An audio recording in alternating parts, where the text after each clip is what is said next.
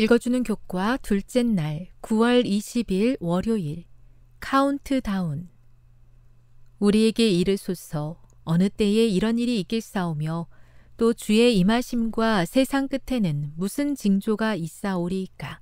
마태복음 24장 3절. 예수님께서는 감난산에서 제자들의 이 질문에 답하심으로 역사의 큰 획을 그려 보이셨다. 마태복음 24장에 기록된 예수님의 유명한 설교는 그 말씀을 하시던 때로부터 재림, 그리고 그 이후로 이어지는 중단 없는 역사의 흐름을 다루고 있다. 예수님께서는 인류 역사의 각 시대마다 당신의 백성들에게 마지막 때에 대한 신성한 일정의 윤곽을 보여주셔서 마지막 시대를 사는 사람들이 최후의 사건에 대비할 수 있게 인도하신다. 예수님께서는 우리가 우리 주변의 모든 것이 무너져 내릴 때조차도 당신의 사랑을 확신하고 평안을 누리기를 바라셨다. 재림교인들은 환란이 있으리니 이는 개국 이래로 그때까지 없던 환란일 것이며 라는 다니엘의 기록을 잘 안다. 예수님께서는 우리가 당신께서 다시 오시기에 앞서 있을 사건에 대비하기를 원하신다. 예수님의 다시 오심은 어떠할 것인가? 어떻게 하면 속지 않을 수 있는가?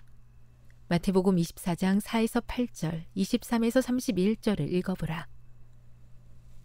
예수님의 재림은 마지막 때에 실제로 일어날 것이다. 예언 가운데 기록된 예수님의 다시 오심에 대한 확실한 증거뿐만 아니라 이에 대해 예수님께서 직접 설교하신 것을 볼 때 이 사실은 매우 중요하다. 전 세계에 엄청난 영향을 끼쳤던 노아 홍수가 벌어졌을 때 그 사건을 위해 준비된 사람은 지구 전체에 단 8명뿐이었다. 예수님께서는 재림이 얼마나 놀라운 사건이 될 것인지를 노아 홍수에 비교하신다. 그 누구도 재림의 날이나 시간을 알지 못하지만 하나님께서는 우리가 주변에서 일어나는 일을 주의 깊게 살펴보고 가늠할 수 있는 예언을 주셨다.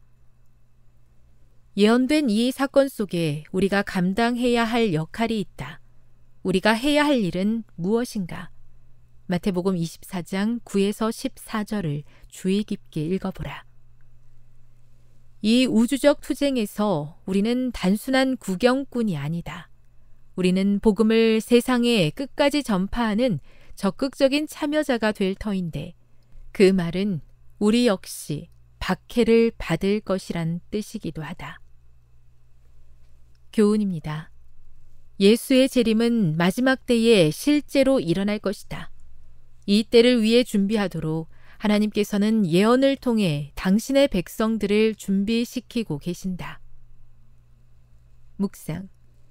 끝까지 견디는 자는 구원을 얻으리라 라는 말은 어떤 뜻일까요? 어떻게 하면 그렇게 할 수 있을까요? 떨어져 나가지 않기 위해 날마다 어떤 선택을 해야 할까요? 적용. 사람들이 무엇이라 이야기하는지와 상관없이 예수님의 재림은 분명히 있을 것입니다. 그렇다면 다가올 재림을 위하여 어떻게 준비해야 할까요? 영감의 교훈입니다. 낭비할 시간이 없음. 우리는 이 지구 역사의 마지막 단계에 살고 있다. 예언은 성취되고 있다. 얼마 안 있어 그리스도께서는 권세와 큰 영광으로 재림하실 것이다. 우리에게는 낭비할 시간이 없다. 열렬한 경고의 말씀으로 기별을 외쳐야 한다. 우리는 온 세상에 있는 사람들이 회개하도록 설득시켜 장차 임할 재앙을 피하게 해야 한다. 저들에게는 구원에 이르게 하거나 멸망에 이르게 할 영혼들이 있다. 복음전도 217.